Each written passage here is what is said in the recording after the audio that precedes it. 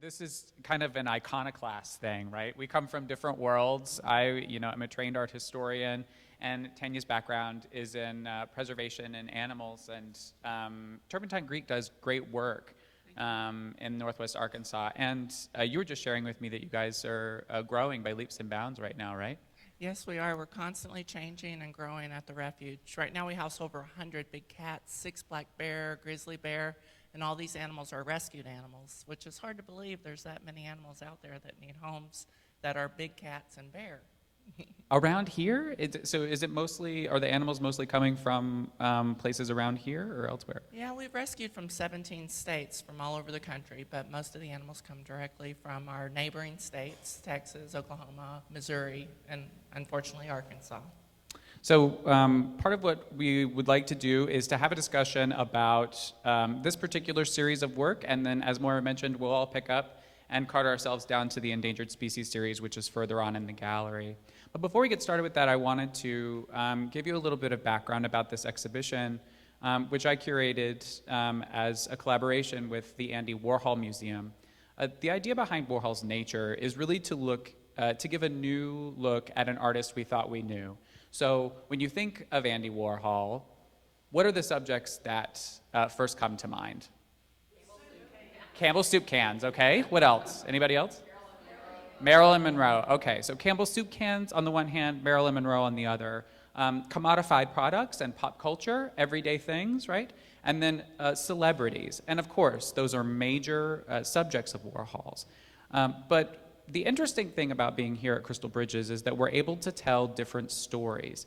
And situated as we are within the rolling hills of the Ozarks, what I wanted to do was to give a new look to Andy Warhol's career. As it turns out, his career is very much engaged with the idea of nature. And specifically, in this exhibition, I wanted to explore the idea of controlling nature. And so we're going to talk a little bit about domestication here in this specific series. So as Moira mentioned, in this series of drawings is called 25 Cats Name Sam and 1 Blue Pussy.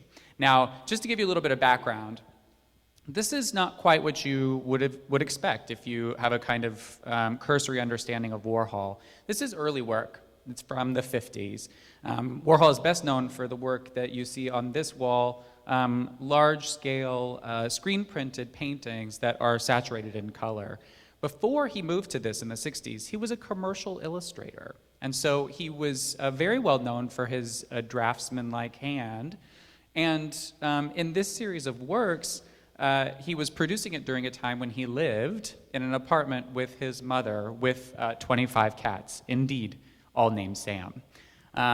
In fact, all of the inscriptions that you see here, Sam, and then Boo, and then the title of the series, 25 Cats Named Sam and 1 Blue Pussy, that's all inscription at his mother's hand. So his mother, Julia Warhola, Andy Warhol was Andrew Warhola before he dropped the A. He wanted to sound a little less ethnic, I think, is the way he put it. But he had a terrible hand at handwriting. And so you see his notations, they look like chicken scratch. So he asked his mother to do the inscription. But so, Tanya, is it a good idea to live with 25 cats, or? I can only imagine the smell of 25 Yeah, cats no. in a house, in a New York apartment. Yes, that would be kind of something to... Yeah. Aromatic, yeah. Yes, very, very much. And the funny thing about this was that Warhol was famously private. So he repeated images of himself again and again, but when people came to his doorway, people visited him at his house, he would not let them come in. And I think we know why. Yes, right? I think so. So part of the reason why the works here that you see are included in the exhibition is because I wanted to explore the idea of domestication as a means of control. So if you think about what domestication means, it means to take a wild animal and to make it suitable and dependent for life within a human dwelling or within the home. And this is something that you must think about a lot in your line of work, right? Yes, a lot of people try to domesticate animals that should never be domesticated. Yeah, why, and can you tell me more about that? Why is that? It's ironic of being able to have something that nobody else has, I think. That's why people want to keep lions, tigers, and bear and that kind of animal in their home and in their yards and things like that. It's never a good idea, and that's, we used to teach a subject on the vanishing breeds of big cats, and so it just kind of fits right into this whole motto that Andy Warhol has done, and we're excited to be part of it.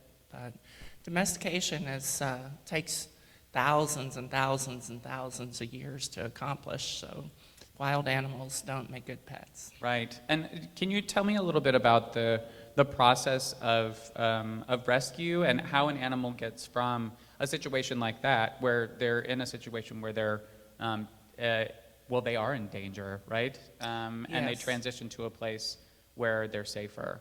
Right. Well, a lot of people will think that a cute little cub like a big cat will make a good pet because they're going to stay with it, they're going to take care of it. What we find is that the people that have the money to take care of the animals don't usually have the time.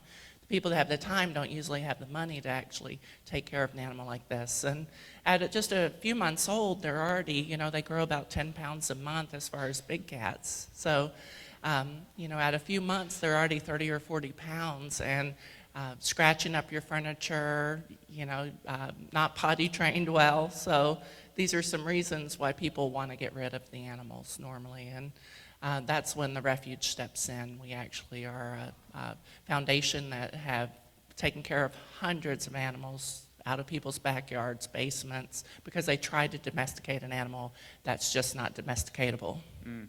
And do they give you a call and then you come in, or do you get called by other people? We do get calls from usually the people saying that they need a place to bring their animal, and if it wasn't for the Refuge, about 90% of our animals would be destroyed. We also get calls from the authorities where people have tried to keep an animal like this, and the police get word of it, and then they have to make a response call on that, and they usually don't know what to do either, so they'll contact somebody in like the Refuge, and we'll be able to help most of the time. Now, we've come up with a few other locations, about 12 other organizations that do really good work, real similar to what we do. So a little bit of the pressure's off whenever we get those calls now, where I was talking to my staff just this weekend. It used to, we felt totally obligated whenever we got a call that there was no other alternative and that animal had to come to the Refuge or it would be destroyed. And it's nice actually being able to work in conjunction with other organizations, so we're not taking the brunt of all that. But we also get these, we're getting more calls at times because all the other organizations are also full. So that seems to be the biggest problem in our field, is that there's not near enough of us really doing good work. So it takes a village really to take care of all these animals. And we've got a great team we've developed through interns. Most of them are biologists, zoologists that come in from all over the world, and they stay with us for about 6 months. And then we train them to be zookeepers, or they're going to go back to work in the animal field, or maybe work in as a veterinarian somewhere. So we've had over 400 of these students go through our program since 1997. So it's probably one of the best accomplishments that we've done, besides just the general care of endangered big cats and bear. So when you have a kind of training program then? Yes. And as far as the rescuing an animal, we get the call. We'll go and survey the scene. We bring all our equipment. Usually there's 3 or 4 of us minimum, depending on the situation.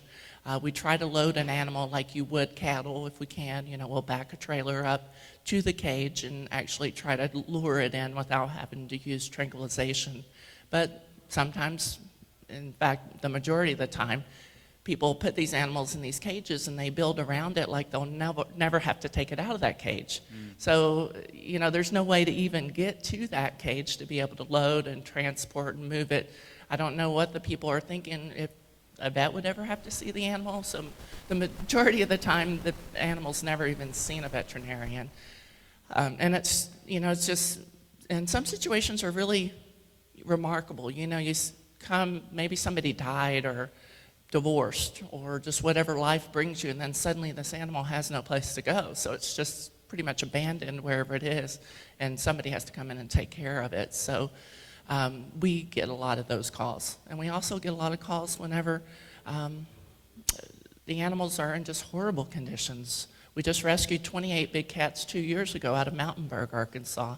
And the lady ended up passing away 1 year to the date that we had rescued the last cat out of her area. So we were very fortunate to be able to rescue all those animals and get them. And that's, basically 50 minutes from here. It's not very far. So, wow. Yeah. And rescue is not merely the process of going and getting the animal, right? I mean, Right. if an animal has not been cared for, we all know this, then it takes some not only care of their physical being, but their sort of psychological health to get them to a place of safety and happiness, right? So what do you do there once they're there on the property? Well, usually they'll go into a quarantine situation for about 30 days, and we'll get to know the animal, get to know its special needs. It'll have already seen a vet. Usually the first thing we do is get the vet out, have them look it over and just make sure everything's okay.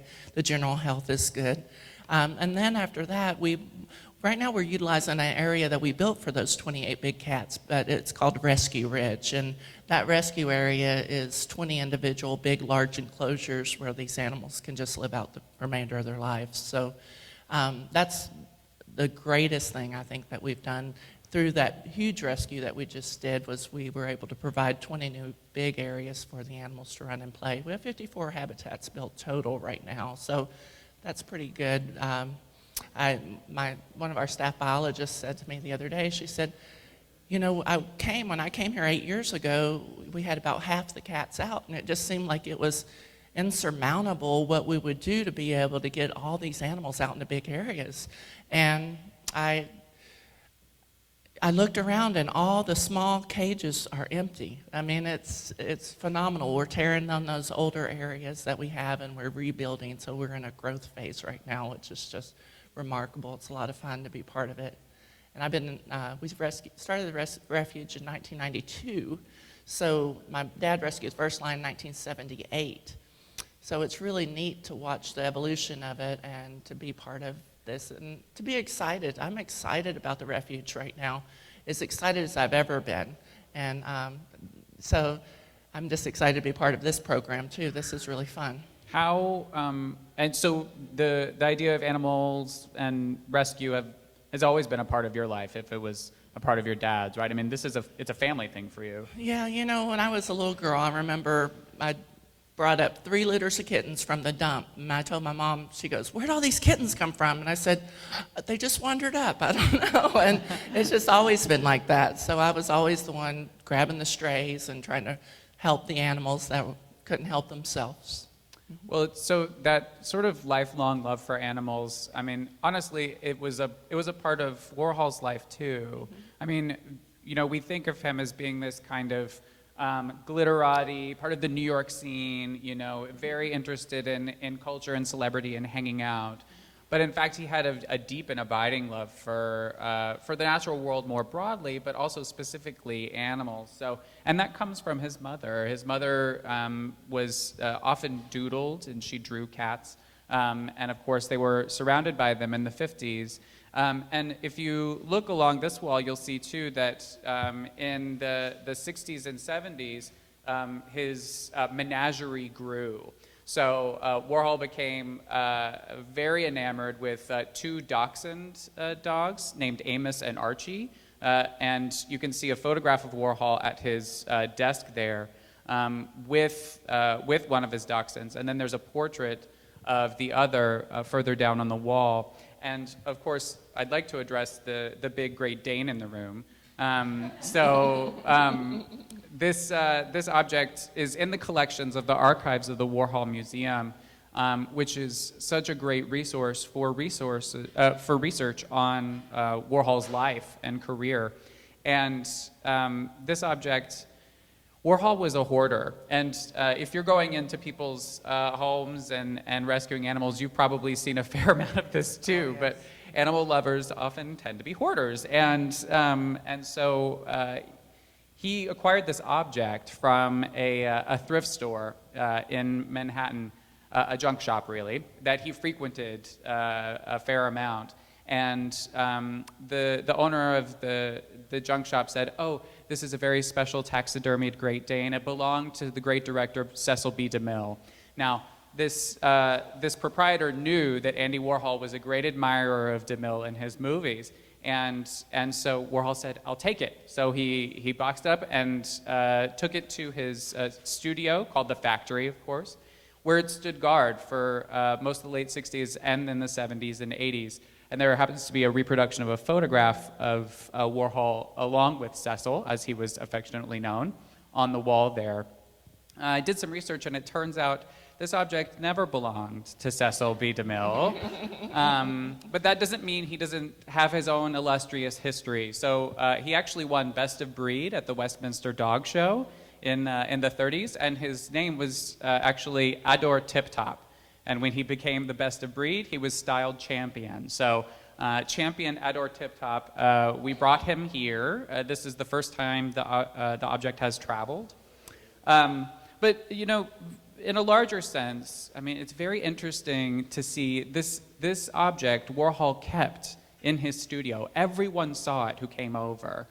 He was a fixture in Warhol's daily life. And he was so enamored with the object that he painted it and drew it several times. 2 of the paintings are here, and then a third one is here. So he took photographs of Cecil and then made screen-printed paintings after it.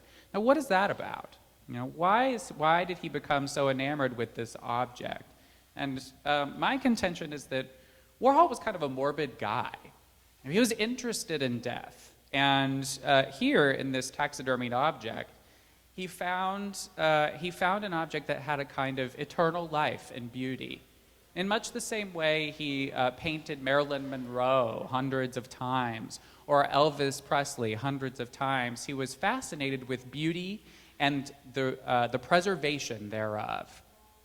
His ability to save this beauty from its utter demise is what attracted him to this object, along with his lifelong love of animals.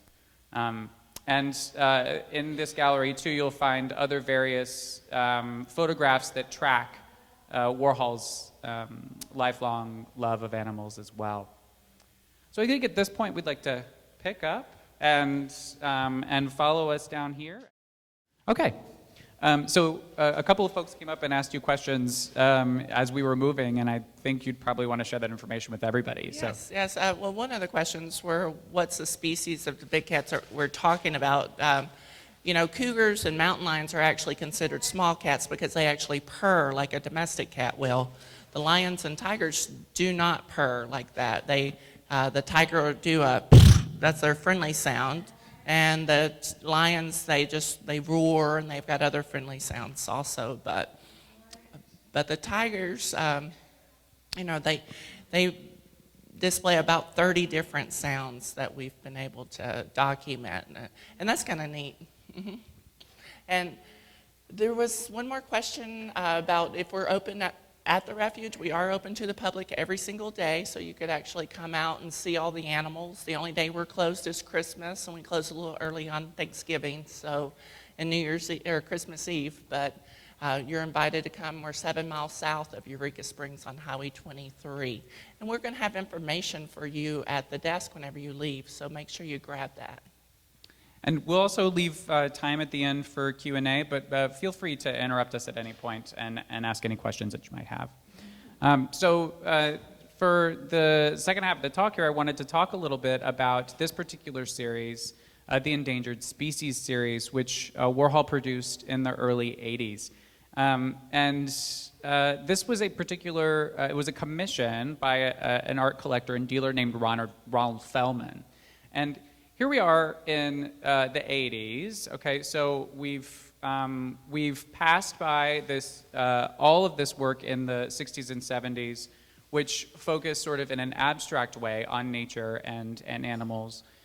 Later in his career, Warhol became a lot more explicit about his attitude towards preservation and nature. And this particular collector, Ronald Feldman, was very interested in capitalizing on this. So he commissioned Warhol to create this series of 10 screen prints focusing on animals that were then endangered. And Warhol famously called these animals in makeup.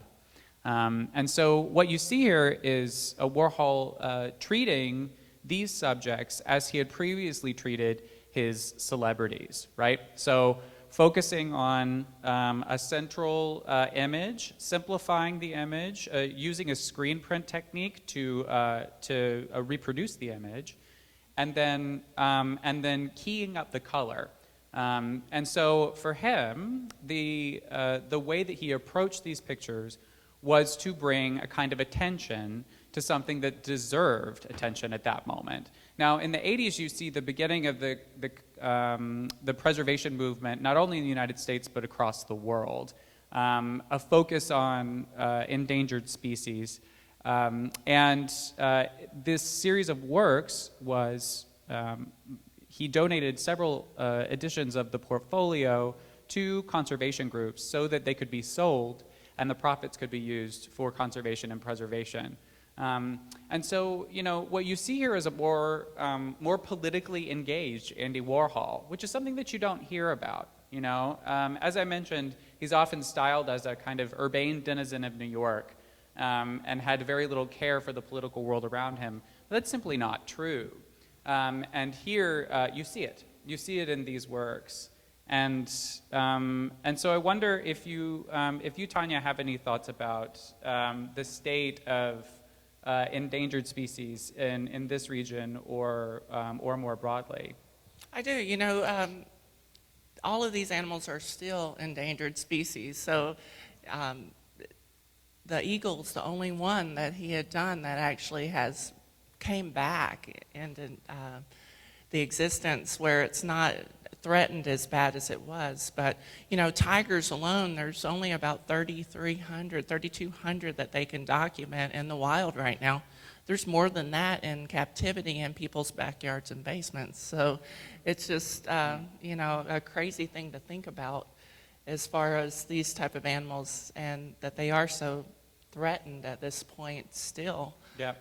And so the bald eagle, I mean, which is pictured on the bottom left there, I mean, part of the reason why it has come back is because it's a national symbol, right? So if animals are particularly meaningful for any sort of cultural reason, or more importantly, if they're cute, they become the kind of icon for preservation, and so they get more attention, more funding, and receive more effort. And so the bald eagle is no longer deemed to be in trouble. The population suffered severely from the pesticide DDT before it was banned. So at the time that Warhol produced these prints in 1983, this was before the banning of DDT, and hunting and electrocution due to power lines also threatened the eagle. Now the birds are recovering with over 10,000 breeding pairs. And in 2007, it was removed from the endangered species list. So the importance here is that when an animal, for whatever reason, acquires a kind of cultural meaning, when people have a reason to pay attention to this specific animal, we can change. Positive effects can happen, right? So one of my questions for you is what can we do? Right? You're doing such great work, and the organization, as you mentioned, is in a growth phase. But here we are, obviously, people that are interested in the intersection between art and nature. How can we contribute and make a difference in this situation? Well, education is the biggest thing. So just by being here and educating yourself, you're making a difference right now. So, and that's a lot of reasons why people, you know, zoos want to display these type of animals is because once you fall in love with this animal, you're going to do more to help it in the wild and everywhere. So, you know, that's part of the reason we're open to the public at the Refuge is because we feel like it's very important to educate along the way. And if we're not educating, we feel like we're wasting our time a little bit. So this is as long as we can educate and make sure that the animals, we can be their voice for them, so where they don't have a voice. So if you find one of these animals that you would like to help, I encourage you to go online and learn more about it and actually go to the wild. You know, actually the places that these animals are becoming extinct are because of human encroachment. So that's one of the biggest reasons why animals become endangered is because of human encroachments. Yeah, that's true of many of these animals, and in fact, so for a couple of examples, the African elephant down there in the middle, and then towards the upper right, the rhino. Both of those animals were hunted for their horns, and until the ban of the ivory trade in the 90s, the African elephants populations were severely threatened. And then there has been much tighter regulation on the hunting of the rhino, and the horn was used in any number of shady scenarios, used as a kind of used in various I don't even know, like a Viagra essentially, and you know, any number of medical studies have proven that the rhino horn has no effect on the libido, and it hasn't deterred folks from hunting and killing the animal. But a crackdown on from above on the hunting of that animal has allowed the animal to at least raise in number a bit. But so I wonder if there are things. I mean, do you have a volunteer program, or are there other resources in the Northwest Arkansas area that someone who is interested can participate? Or Definitely. We are a nonprofit, 501c3, so we will accept donations. We appreciate those. That's how we survive. Also, we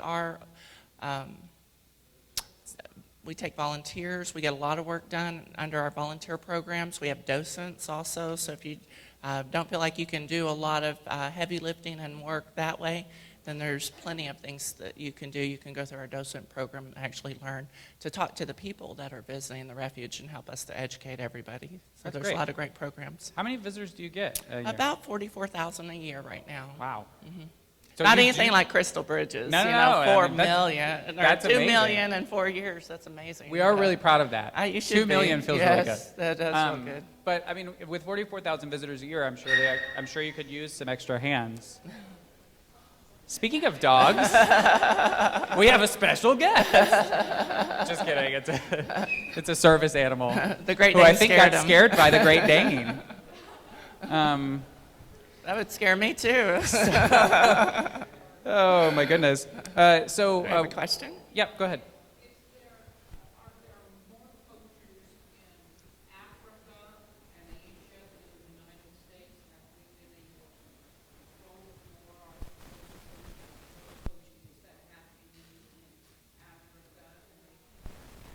Yes, but you know, a lot of our animals, it's very unfortunate that there's people that believe that they'd rather see these animals stuffed on a wall somewhere, or like this Great Dane over here, unfortunately. But I know that there's canned hunt farms out there, and about 60% of our population would have ended up at canned hunting farms, and they're in Texas and other states, even in the United States.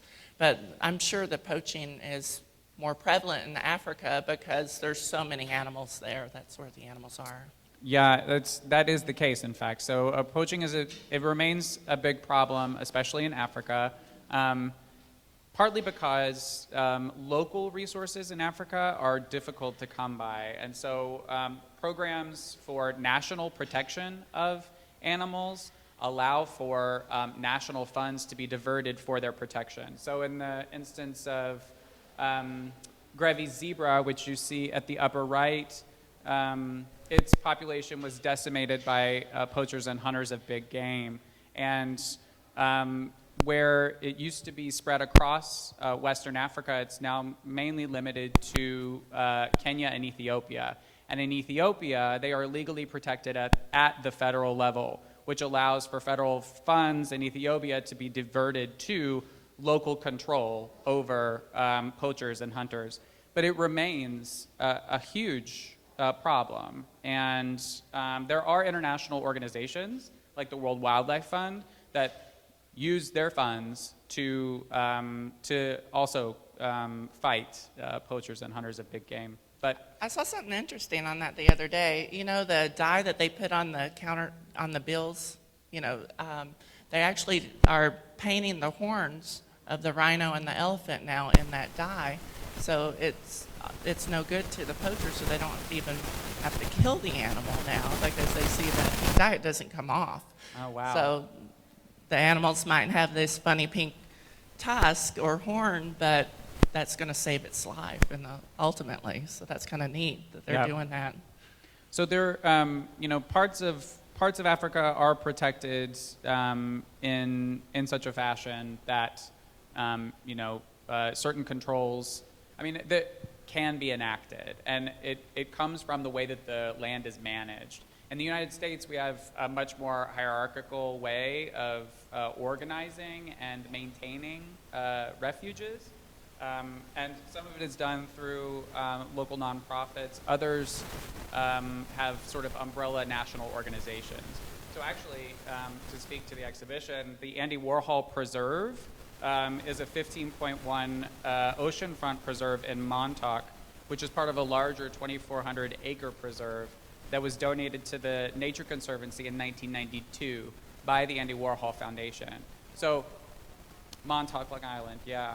And so, you know, Warhol got very rich, in fact, in the 60s off the sale of his paintings, and was a very savvy businessman. And so by the time the 80s rolled around and his interest in the natural world emerged both in his life and his work, he was able to put a significant portion of his own personal wealth into maintaining property that was outside of New York. And it turns out that this particular property in Montauk, Long Island, was situated within a preserve, which then the foundation donated to the Nature Conservancy for their management and control. And this is something that, you know, most people don't know about Warhol, and I think it's an important thing, especially situated where we are in this, you know, beautiful little corner of the world. And part of what we do at Crystal Bridges is to, you know, celebrate the American spirit in a setting that unites the power of art with the beauty of nature. And so I think that's expressed really beautifully in pictures like these. Mm-hmm. They're beautiful. So we're happy to take any questions you might have about the exhibition. Yeah. Okay.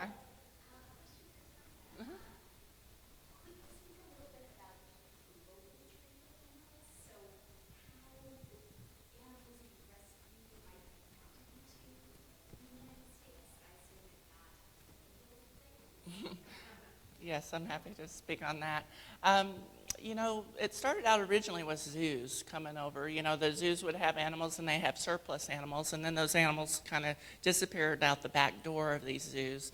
And zoos all over the world did this, and people didn't think much about it. But, you know, I think about it every day whenever you think that we have maintained over 100 big cats for the last 20 years. It's pretty remarkable that that many animals have been out there just in the public-private hands. But, you know, also circuses, you know, circuses started, and then people would go to the other countries and smuggle these animals in. As cubs, I saw a Dateline show where they were bringing in little bitty baby cubs, and they were putting them in suitcases, and I don't know how they would get them through the scanners unless there was somebody, and they just tranquilize them until they got to the destination, so those animals weren't making any noise. But so that's how they were smuggling all these animals in years ago. But they're, like, tigers are great breeders, just like any other cat. They reproduce quite well. That's not the reason they're endangered. The survival part of them is a whole nother segment. I mean, a tiger can have babies every, you know, their gestation's about 98 days. So, you know, about every 3 months, they're 98 days, then they can have cubs. The way the people in the United States work are, they'll pull those babies just as soon as they can, leave them with the mother just a few days, let them get that colostrum, and then they're going to pull those baby, and then the mother suddenly comes right back into heat. So that's what the breeders are doing. So they're reproducing these animals at such a fast pace. That also causes health issues, though, with a lot of animals, is when they're bred too much like that, and the mothers aren't able to nurse those babies. In the wild, they would keep their babies for about 2 years. You know, in captivity, they're pulling these babies at just a few days old. So it's really pretty sad that these animals, you know, they don't even get to know their mothers or their families before they're just ripped out of their hands and then brought into private ownership. Some white tigers, you know, there for a while were selling for $50,000 and $60,000. So it was not unusual for these white tiger breeders. But if you ever search the internet for white tigers, we had a tiger named Kenny that was rescued out of Bentonville, Arkansas, so right here in off of 72 Highway, you know. And Kenny had a smashed nose. He looked like he had Down syndrome, but he really didn't. But it just looked like he did. He had kind of a smashed nose. And when I first saw him, he had 8 canines sticking out. He had all his baby teeth, and his big teeth came in. So he just looked really hideous. You'd look at him at first and go, what? And then you look at him again, and he just melt your heart. And he lived at the Refuge for quite a few years. He lived to be about 16 years old and ended up dying of cancer. But he's the iconic tiger for white tigers out there in the breeding circuit that everybody wants to put his face up there. And it's a very interesting animal. And I was blessed to get to know him. But did that kind of answer your question? Or? Yeah. Sure. I have a question for you, Okay. actually. So I'm an animal lover. Okay. Obviously, I put this thing together. Yes. So, Nice job. But, and I'm really conflicted about zoos. Yes. You know, you go to zoos. I go to zoos when my friends or family want to. I'm never going to be the one to say, let's all go to a zoo. Right. Because partly it breaks my heart to see animals in captivity. But I know that zoos must do good work. Can you help me understand that? Like, can you help me through this? I'll try. You know, a lot of our interns, I said, actually go to work at zoos across the country. So it makes me feel good that I know that they've come through our program. They know proper animal care, how to give good animal care, and that's why so many of them get hired once they leave the refuge into these different places. But again, it falls back to if you don't know the animal, how are you going to care about it? Yeah. So I think that's what zoos' roles play, is it's nice that they can educate you, you get to see that animal, and, you know, the animal never knew any different. That animal has never run in the wild, it's never felt the, you know, even at our place, you know, we're just getting all the animals out in the big habitats, but when they take that first step on grass, it's something remarkable. And it's really special that those instincts do start kicking in, and, you know, I don't like the pits. That's one thing I can say. I've been to some zoos where they have these animals in pits and they can't see out. And that would just drive the animal crazy, you know. At least at the refuge, most of the animals get to look through a wire or even get on a bench. I was out examining one of these habitats that we just rebuilt. So I go and I check everything. I climbed up on the cat's bench so I get the perspective of what the cat's looking at. And it was really neat to see that when they're up there, they don't have to look through any wire. So that was, you know, that's basically the freedom that they know. It's very unfortunate that the animals in the wild are having such issues because a lot of people say, well, why don't you just take the animals and let them go in the wild? And that's just not a possibility. Most of our animals have been declawed or defanged or, you know, trying to be domesticated the best that they can, and that's just, it's not real, and it's not possible. So we end up with all these animals that aren't able to do that. But, you know, I support zoo. You know, I believe in zoos. I believe in the conservation effort that they're trying to do. As far as saving endangered species, I don't know how far they're going to get, but at least they're trying. Sure. And that's how I feel about zoos.